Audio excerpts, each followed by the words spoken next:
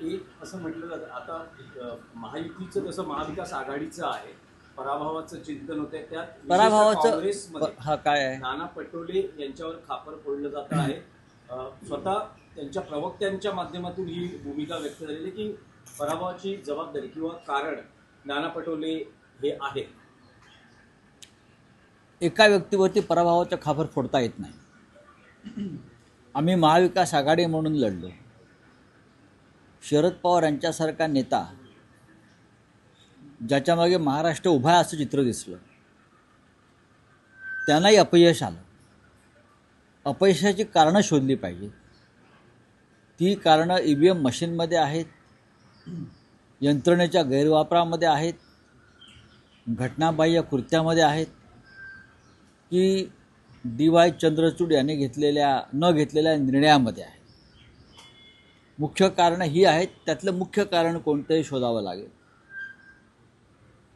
नाना पटोले जबाबदार आहेत का? शरद पवार साहेब जबाबदार आहेत का? आमच्या पक्षाचं नेतृत्व जबाबदार आहेत का? यातून आता बाहेर पडलं पाहिजे. आम्ही तिघांनी एकत्र मिळून निवडणुका लढलो. एखाद दुसऱ्या जागेवर आमच्यामध्ये काही भूमिका वेगळ्या असतील, पण आम्ही तिघांनी एकत्र निवडणुका लढलो. हा महाविकास आघाडीचं अपयश आहे, व्यक्तिगत एका पक्षाचं आहे असं मी मानायला तयार नाही. शेवटी ज्या पद्धतीनं समोरचे आमचे विरोधक निवडणुका लढण्यासाठी उतरले, त्याला मी फेअर इलेक्शन मानत नाही. आजही ठिकठिकाणचे आमचे कार्यकर्ते EVM मशीन संदर्भात ज्या बातम्या देत आहेत की नंबर कसे मॅच होत नाहीत, किंवा EVM मशीनची हलवाहलव कशा पद्धतीनं झाली, अशा अनेक गोष्टी आहेत. किंवा मतांचा आकडा मॅच होत नाही. जसं नाशिकमध्ये उमेदवाराच्या घरामध्ये 65 मत आहेत कुटुंबात, आणि त्याला 4च मतं पडली. कुटुंबात 65 मतं आहेत, कुटुंबात संपूर्ण. त्याचे काही कार्यकर्ते असू शकतात प्रमुख, त्याच्यावर काम करणारे, आणि तो एका राजकीय पक्षाचा उमेदवार आहे. त्याची बायको, त्याची आई, त्यांची मुलं, त्यांचे वडील, बहिणी हे एकत्र आहेत, आणि त्यांना 4 मतं पडावीत, हे जरा गडबड आहे या सगळ्या ह्याच्यामध्ये.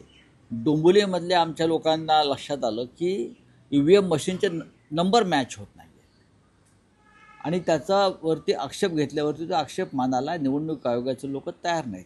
हे महाराष्ट्रात ठिकठिकाणी घडल्याचं स्पष्ट होत आहे.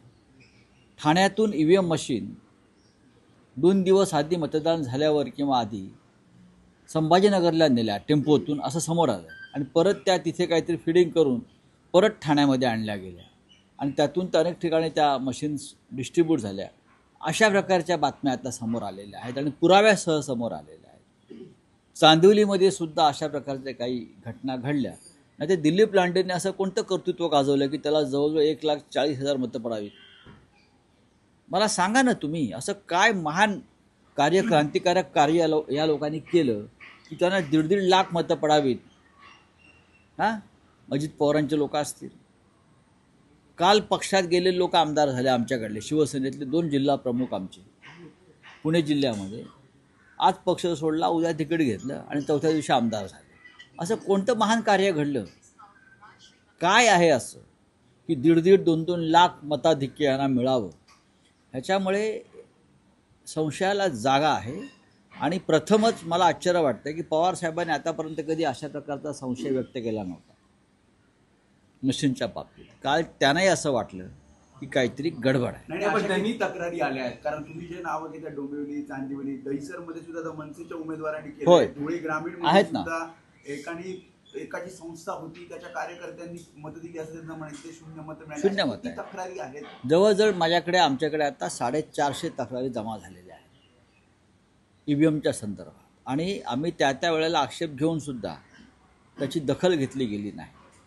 अशा वेळेला ह्या निवडणुका सरळ मार्गानं झाल्या असं तुम्ही कसं म्हणू शकता?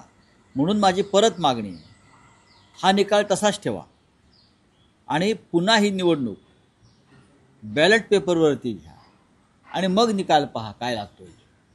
घ्या ना, सकाळी 10:30 वाजेपर्यंत पोस्टल मतदान जे आहे, पोस्टल बॅलेट जे मतपत्रिकेवर होत, त्याच्यामध्ये आम्ही आघाडीवर आहोत सर्वत्र.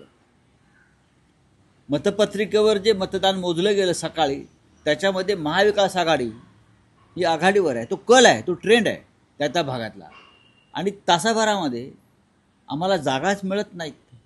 हे शक्य आहे का? मला सांगा ना तुम्ही. नाही, पण नाही, राऊत साहेब